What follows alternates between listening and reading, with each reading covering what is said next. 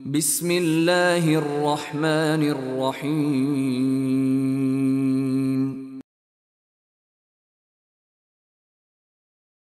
نحمده ونستعینه ونستغفره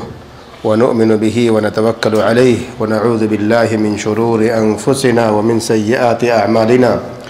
من يهده الله فلا مضل له ومن يضلل فلا هادي له واشهد ان لا اله الا الله وحده لا شريك له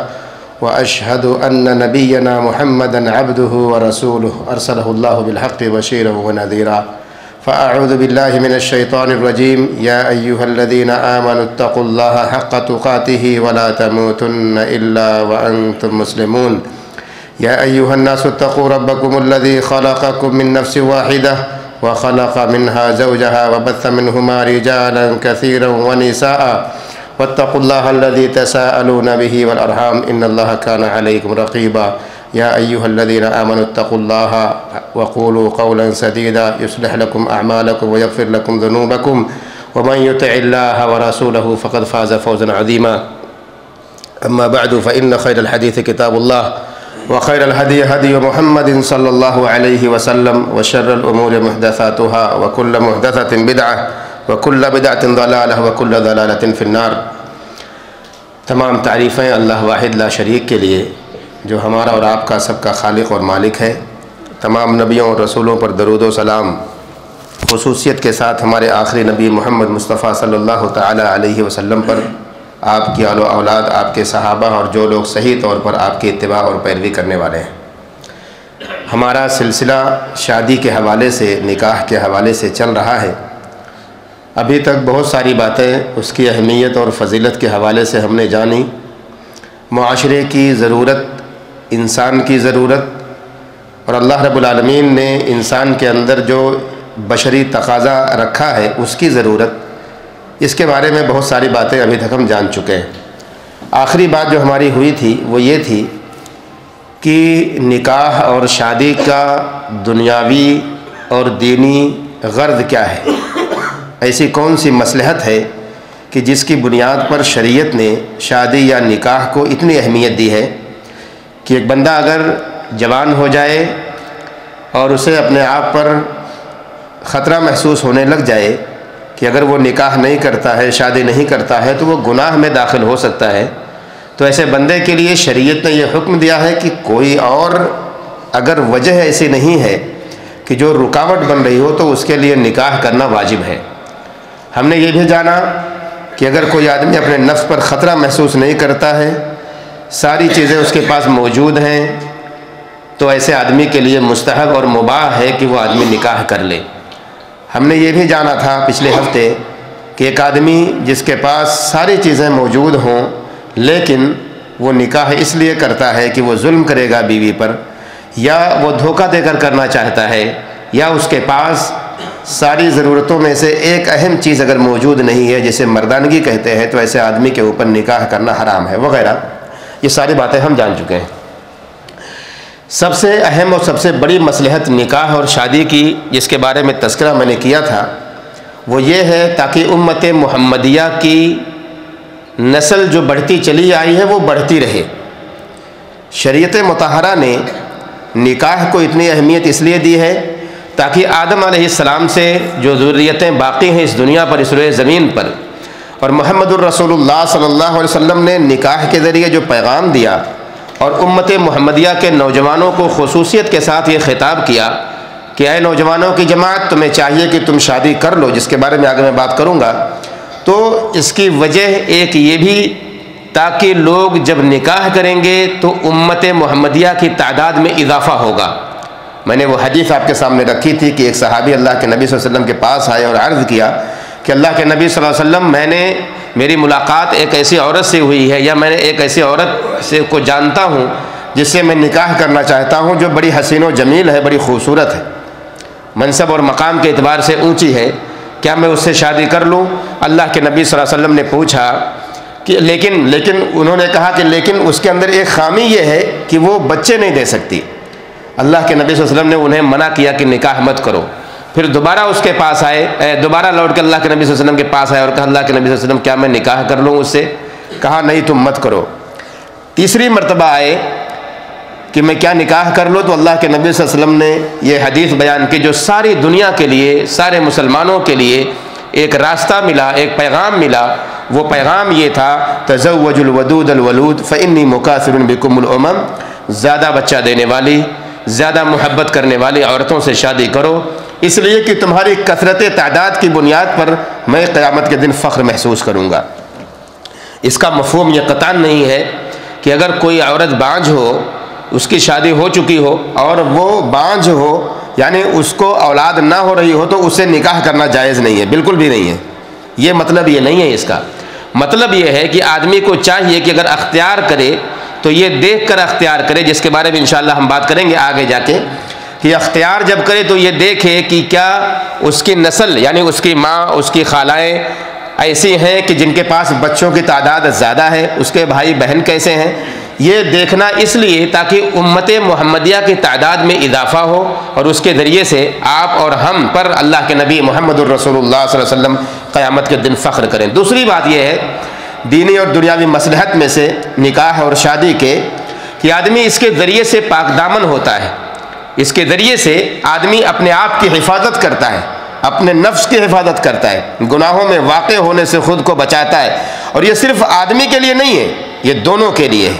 کیونکہ یہ جذبے جو ہوتے ہیں وہ دونوں طرف سے ہوتے ہیں۔ گناہ کے لیے آمادہ کرنے والا شیطان وہ دونوں طرف جاتا ہے، صرف لڑکے اور نوجوان لڑکے کے پاس نہیں آتا ہے، بلکہ نوجوان لڑکیوں کے پاس بھی جاتا ہے۔ اور وہی چیزیں جو ان کے جذبات کو بھڑکا کر، جذبات کو برانگیختہ کر کر ان کو تباہی کے دہانے پر لا کے کھڑا کرتا ہے نوجوانوں کو، بالکل ویسے ہی یہی شیطان لڑکیوں کے پاس جا کر کے ان کی زندگیوں کو بھی تباہ کرتا ہے۔ تو جب نکاح انسان کرتا ہے، شادی انسان کرتا ہے، تو اس کے بدلے میں اس کا فائدہ یہ ہوتا ہے کہ اپنے آپ کی حفاظت کر لیتا ہے، اپنے آپ کو بچا لیتا ہے۔ اللہ رب العالمین نے فرمایا وَلَا تَقْرَبُوا الزِّنَا إِنَّهُ كَانَ فَاحِشَةً وَسَاءَ سَبِيلًا، کہ اے لوگوں تم زنا کے قریب نہ جاؤ، اس لیے کہ سب سے بری چیز ہے، سب سے برا راستہ ہے۔ زنا کے قریب آدمی کب جائے گا؟ اگر اس کے پاس بیوی ہوگی، اس کے پاس جائز طریقے سے رشتہ ہوگا، شادی اس کی ہوئی ہوگی، تو وہ زنا سے کوسوں دور رہے گا، ہزاروں دور رہے گا، ہزاروں میل دور رہے گا، وہ بھاگے گا، اور اگر اسے ضرورت محسوس ہوگی تو اس کے پاس بیوی موجود ہے، اپنی ضرورت کو وہاں پوری کرے گا۔ اور اسی لیے اس عمل کو جو میاں اور بیوی کے درمیان ہوتا ہے اس کو عبادت تصور کیا گیا، بتایا گیا ہے کہ اگر آدمی گناہ کے ڈر سے اپنے بیوی کے پاس جاتا ہے تو ایسی صورت میں وہ عبادت کرتا ہے اور ایسے موقع پہ اسے ثواب ملتا ہے۔ یہ شریعت نے ہمیں اور آپ کو بتایا ہے۔ اور اس کے بدلے میں ایک مسلمان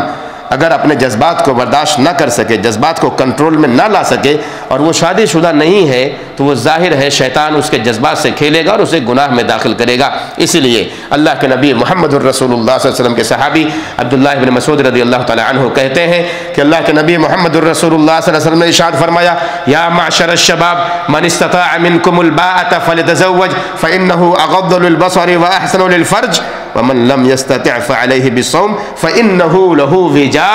کہ اے نوجوانوں کی جماعت، تم میں جو شادی کی طاقت رکھتا ہو اسے چاہیے کہ وہ نکاح کر لے، اس لیے کہ نکاح جو ہے وہ نظروں کو جھکا دیتی ہے، نظروں کو جھکا دیتی ہے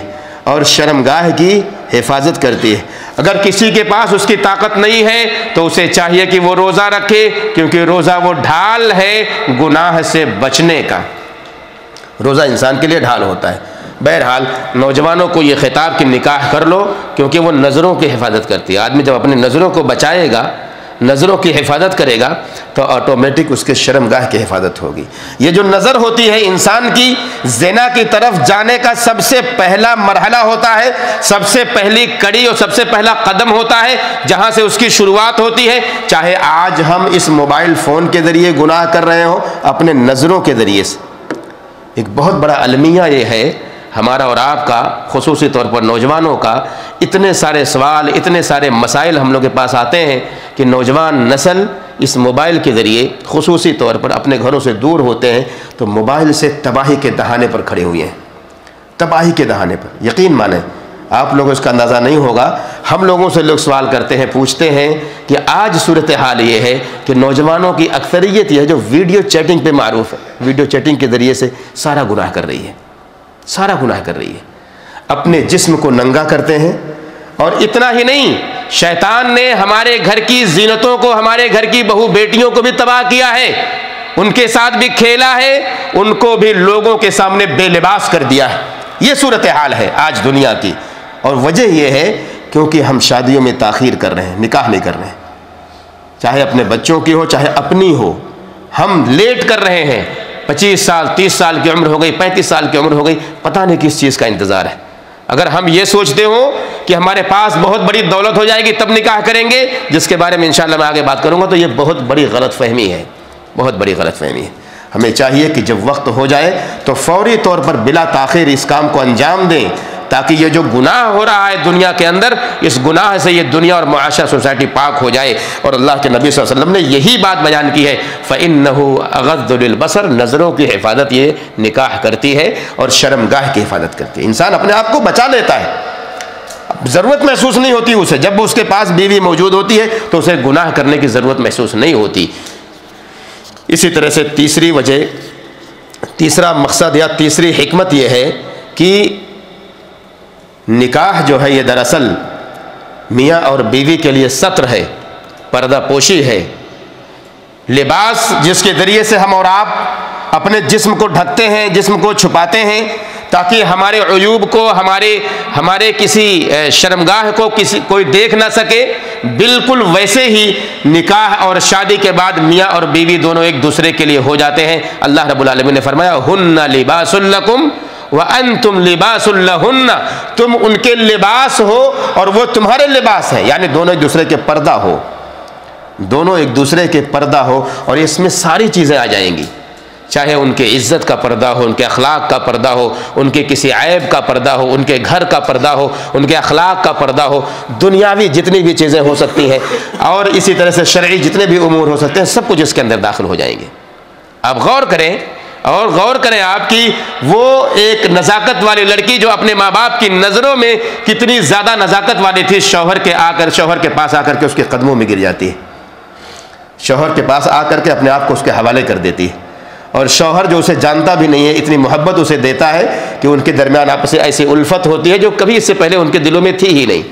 کہ اللہ رب العالمین نے ایسی چیز ان کے سینوں میں ڈال دی ہے، ایسا درجہ ان دونوں کو دے دیا ہے کہ جو شریعت نے ایک مقام ان کو عطا کر دیا کہ دنیا والے دیکھیں اور جانیں کہ اگر کوئی نکاح کرتا ہے، کوئی شادی کرتا ہے تو وہ کتنے اونچے مقام پر پہنچ جاتا ہے اللہ کی نظروں میں۔ تو اللہ رب العالمین نے فرمایا کہ دونوں ایک دوسرے کے لباس ہیں،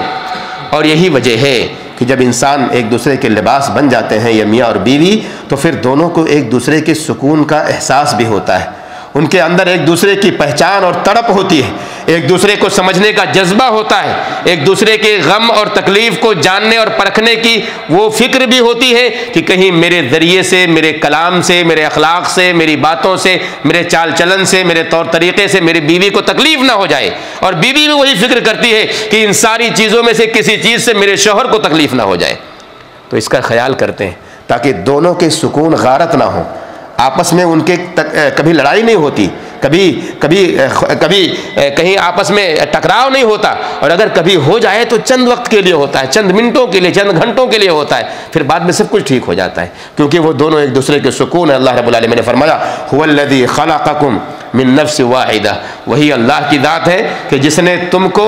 ایک نفس سے پیدا کیا ہے، وجعل منها زوجها لیسکن الیہا، اور تمہیں میں سے تمہاری بیویاں بنائی ہیں تاکہ تم ان کے پاس سکون حاصل کرو۔ یہ اللہ رب العالمین کی خاص مصلحت ہے نکاح کی کہ اس نے ہمارے دلوں میں محبت اور الفت پیدا کی ہے، محبت اور الفت پیدا کی ہے، کہ وہ محبت جو دوسروں سے بالکل الگ اور مختلف ہوتی ہے۔ ماں اور باپ کی اور بیٹی کی محبت الگ ہے، اولاد کی محبت الگ ہے، دنیا والوں سے محبت الگ ہے، رشتہ داروں سے محبت الگ ہے، آپ کے پڑوسیوں سے محبت الگ ہے، ساری دنیا کی محبتوں کو آپ الگ رکھ دیجئے، میاں اور بیوی کی محبت کو آپ الگ سے پرکھیے کہ اللہ رب العالمین نے ان دونوں کے درمیان کتنی محبت رکھی ہوئی ہے۔ آپ ذرا غور کریں، ہم سب دور رہتے ہیں، اندازہ ہوتا ہوگا کہ اگر ایک دن، ایک رات، ایک دن، 2 دن اگر بات نہ ہو تو کیسی بے چینی سی ہوتی ہے انسان کو۔ انسان کے دل میں یہ اللہ نے پیدا کیا ہے، اللہ رب العالمین نے آپس میں یہ محبت پیدا کی ہے، اس لیے فرمایا وَمِنْ آيَاتِهِ أَنْ خَلَقَ لَكُم مِّنْ أَنفُسِكُمْ أَزْوَاجًا لِتَسْكُنُوا إِلَيْهَا وَجَعَلَ بَيْنَكُم مَّوَدَّةً وَرَحْمَةً۔ اللہ رب العالمین نے تم دونوں کے درمیان محبت اور الفت پیدا کر دی، اور یہی وجہ ہے کہ اس کے ذریعے سے انسان یا دونوں میاں اور بیوی نیک کاموں پر سعادت مندی حاصل کرتے ہیں، نیک کام کو کرنے کے لیے سعادت کی طرف پہنچتے ہیں،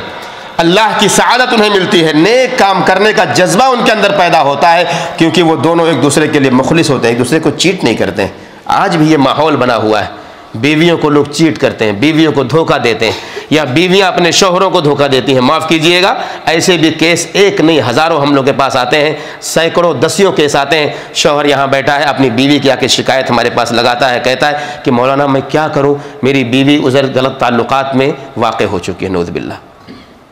اور بیویوں کو شکایتیں یہ ہوتی ہیں کہ ان کے شوہروں نے اوروں کے ساتھ بھی رشتے بنائے رکھے ہیں، چاہے اسی موبائل فون چیٹ کے ذریعے ہی صحیح، لیکن رشتے بنائے رکھے ہیں۔ اس طرح کی شکایتیں بھی آتی ہیں۔ یہ معاشرے کا ایک مزاج بنا ہوا ہے اور لوگ اس کو کر رہے ہیں،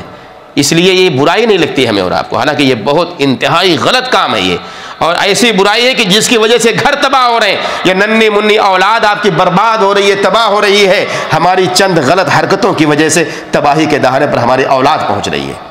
یہ صورتحال ہے۔ لیکن جب سعادت مندی اللہ کی طرف سے ملتی ہے میاں اور بیوی کو، تو انہیں نیک اور خیر میں آگے بڑھنے کا وہ جذبہ ان کے اندر پیدا ہوتا ہے، جس کی مثال ہم سب کو دینی چاہیے۔ اللہ کے نبی محمد الرسول صلی اللہ علیہ وسلم کی حدیث آتی ہے، اربع من السعادہ، چار چیزیں ایسی ہیں جو سعادت مندی کی علامت ہیں، نیک بختی کی علامت ہیں۔ المرأۃ الصالحہ، نیک بیوی اگر کسی کو مل جائے تو گویا کہ وہ سعادت مندی اس کے لیے دنیا کے اندر ہے۔ والمسکن الواسع، کشادہ گھر اگر کسی کے پاس ہے تو وہ بھی سعادت مندی ہے۔ والجار الصالح، نیک پڑوسی اگر کسی کے پاس ہے تو وہ بھی سعادت مندی آپ کے لیے۔ کہا اللہ کے نبی صلی اللہ علیہ وسلم نے والمرکب الہنی، اگر آدمی کو آرام دہ سواری مل جائے تو گویا کہ اس کے لیے وہ سعادت مندی ہے، دنیا کے اندر اور آخرت کے اندر بھی۔ نیک بیوی ہماری مراد یہ ہے کہ نیک بیوی اگر کسی کو نصیب ہو گئی تو گویا کہ دنیا بھی اس کی سنور گئی اور آخرت بھی اس کی سنور جائے گی۔ اور اگر کہیں اللہ نہ کرے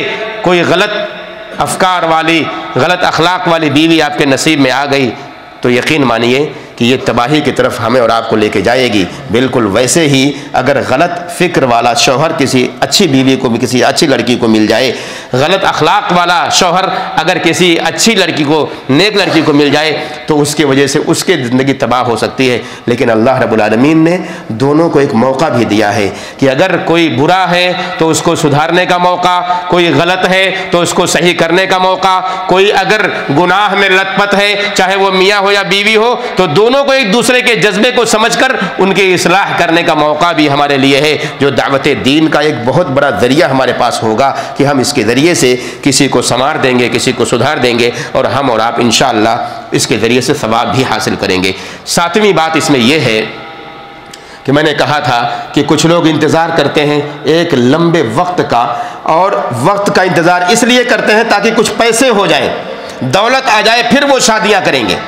عام طور پر لوگوں کا مزاج یہ بنا ہوا ہے، اور بہت سارے ہمارے ہندوستان وغیرہ کے علاقوں میں یہ ہوتا ہے، بہت سارے علاقوں میں ماشاءاللہ شادیاں بہت جلدی کر دیتے ہیں، جو کہ اتنی جلدی کر دیتے ہیں کہ وہ بچے یا بچیاں سمجھتی بھی نہیں ہیں کہ نکاح یا شادی ہوتے کیا ہے اور ان کے ایک دوسرے کے واجبات کیا ہیں، ان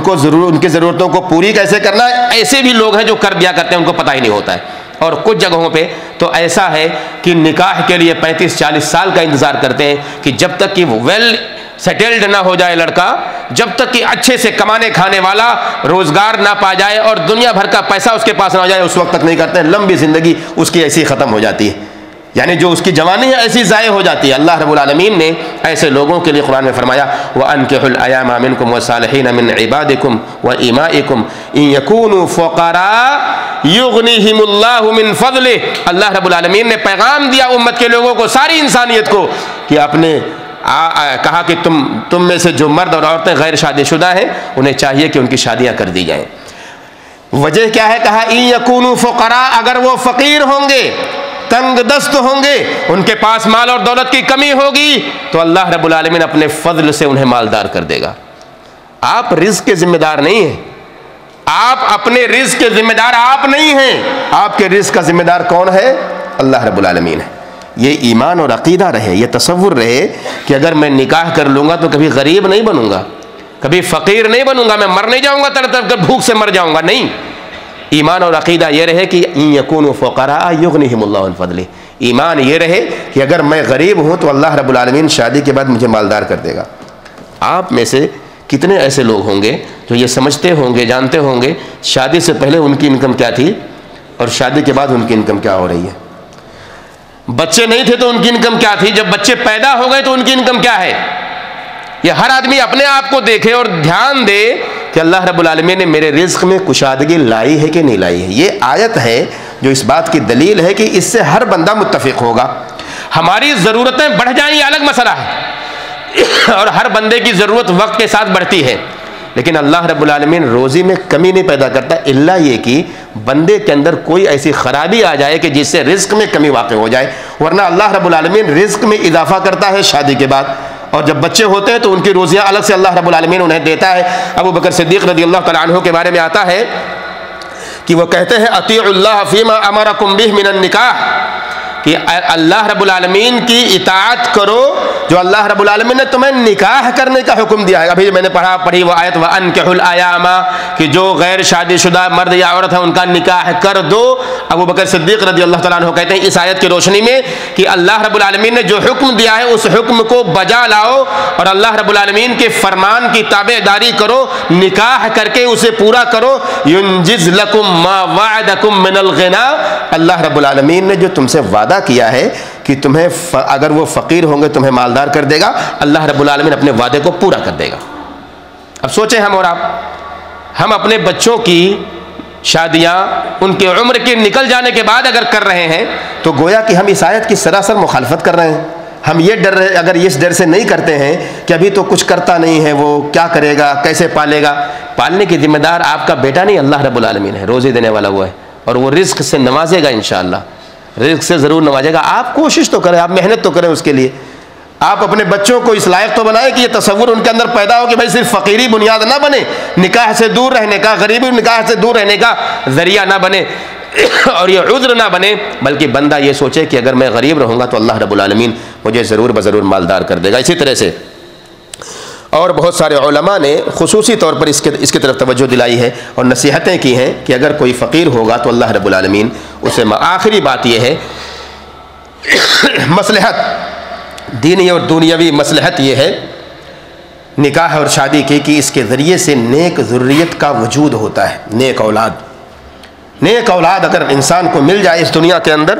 تو انسان کے لیے سب سے بڑی کامیابی ہے، ہمارے اور آپ کے لیے۔ جو شادی شدہ لوگ ہیں ان کے لیے بھی ایک چاہت، ان کی دعاؤں میں ہمیشہ یہ طلب ہوتی ہے کہ اللہ رب العالمین ان کی اولاد کو سدھار دے، یا اگر نہیں ہے تو اللہ انہیں نیک اولاد دے دے۔ اور اسی کے تذکرہ اللہ رب العالمین نے قرآن کریم میں زکریا علیہ السلام کے حوالے سے بیان کیا، کہا قال رب هب لی ذریۃ طیبۃ، انہوں نے اپنے رب سے کہا کہ اے میرے رب مجھے نیک اور صالح ذریت عطا کر، انک سمیع الدعاء، کہ بے شک تو دعا کو سننے والا ہے۔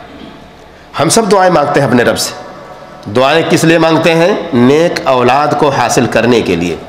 یہ اولاد حاصل کب ہوگی؟ جب ہم نکاح کریں گے، شادیاں کریں گے۔ تو ایک مصلحت یہ بھی ہے کہ نکاح کے ذریعے انسان اچھی اولاد پاتا ہے، اور جب اچھی اولاد انسان کو ملتی ہے تو اس کا نتیجہ یہ ہوتا ہے کہ اللہ کے نبی صلی اللہ علیہ وسلم فرماتے ہیں اذا مات الانسان ينقطع عنه عمله الا من ثلاثه صدقة جاریہ او علم ينتفع به او ولد صالح يدعو له، کہ جب انسان مر جاتا ہے تو اس کے عمل کے سارے ذرائع بند ہو جاتے ہیں سوائے تین ذریعوں کے۔ ایک تو یہ ہے کہ انسان کہا کہ صدقہ جاریہ کچھ ایسا کر دے کہ اس کے مرنے کے بعد بھی وہ جاری رہے، اسے ثواب ملتا رہے۔ دوسرا یہ ہے کوئی علم چھوڑ دے کہ لوگ اس سے فائدہ اٹھاتے رہیں۔ اور تیسری وہی نیک اولاد جو دنیا میں آپ چھوڑ کے جائیں گے، آپ کے مرنے کے بعد بھی وہ آپ کے لیے صدقہ جاریہ کا کام کرے گی، جو بھی آپ کے لیے دعا کرے گی، آپ کے لیے صدقات و خیرات کرے گی، جتنا بھی نیک کام کرے گی ان سب کا ثواب آپ کو اس نیک اولاد کے ذریعے ملتا رہے گا۔ یہ ہمارے لیے سعادت مندی ہے، سارے مسلمانوں کے لیے سعادت مندی ہے کہ اگر کسی نے نکاح کیا ہے، شادی کیا اور نیک اولاد اس کو اس کے ذریعے سے مل گئی ہے تو اس کے مرنے کے بعد بھی وہ ان کے حق میں اچھا ہی رزلٹ دیتی رہے گی جب تک وہ دنیا کے اندر زندہ رہے گی۔ تو مسلمانوں، یہ ہمارے اور آپ کے لیے دنیا کی زندگی کے اندر ایک اہم پیغام جو شریعت نے دیا وہ یہ ہے کہ مسلمانوں، جن کے پاس شادی کی طاقت ہو اسے چاہیے کہ وہ نکاح کر لے۔ جو ولی امر ہیں، جو ذمہ دار ہیں گھروں کے، جو اپنی بیٹیوں کے ذمہ دار ہیں، وہ اپنی بیٹیوں کے نکاح کی فکر کریں۔ جو اپنے بیٹوں کے ذمہ دار ہیں وہ اپنے بیٹوں کے لیے اچھے رشتوں کی تلاش کریں۔ اور پھر وہی بات کہ اذا جاءکم من ترضون دینہ وخلقہ فزوجوہ۔ میں انشاءاللہ آگے خطبے میں بات کروں گا اس کے حوالے سے کہ اگر کوئی ایسا شخص رشتہ لے کر کے آئے جس کے اخلاق سے، اس کے دین سے تم راضی ہو، تو وہاں مالداری نہ دیکھو، بلکہ اس کی شادی اس سے کر دیا کرو اپنی اولاد کی۔ انشاءاللہ اس میں خیر اور برکت ہوگا۔ اللہ رب العالمین سے دعا کریں کہ اللہ رب العالمین ہم تمام مسلمانوں کو شادی کی دنیاوی اور دینی مصلحتوں کو سمجھنے کی توفیق دے۔ ہم سب کے اندر وہ جذبہ پیدا کرے جو دین کا جذبہ ہو، جو شریعت کا جذبہ ہو، ان ساری برائیوں سے ہم سب کو نجات دے جو آج خرافات کے نام پر دنیا کے اندر ہو رہے ہیں۔ اے اللہ ہماری شادیوں کو بابرکت بنا دے، ہماری بیویوں کی اصلاح فرما، ہم شوہروں کی اصلاح فرما، ہماری اولاد کی اصلاح فرما، نیک اور صالح اولاد سے ہم سب کو نواز دے۔ جب تک ہمیں زندہ رکھ اسلام پر ہمارا خاتمہ ہو تو ایمان پر ہو۔ آمین رب العالمین۔ وصلی اللہ وسلم علی نبینا محمد وعلی آلہ وصحبہ اجمعین۔